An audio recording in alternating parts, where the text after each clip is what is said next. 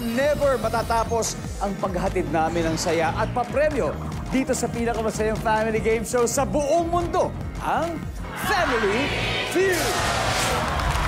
Winner sa summer ang episode natin ngayon dahil naglalaro sina Miguel Tan Felix at si Isabel Ortega kasama ang kani-kanilang pamilya. Pinaka masarap magluto. Okay na to. Ang aking nanay, Mami Gray. Wow!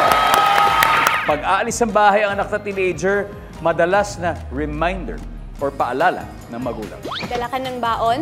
Like pandesal, gano'n? Pera?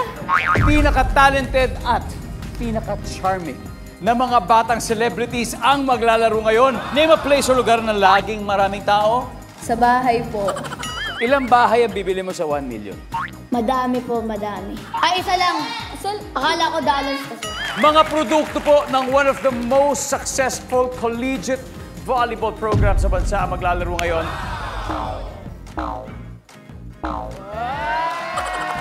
Hanip, nakakakapa pala yun. Mga pantasya sa online streaming at mga barakong rumarampa sa pageants ang makakasama po natin today. Anong meron ang kalabaw na ipinagpapasalamat mong wala ka? Gatas! Gatas! Family Feud, 5:40 p.m. Dati sikat pa yung mga restaurant na laging pinupunta ng mga bata. Iba na yata kasi ngayon po ang generation eh.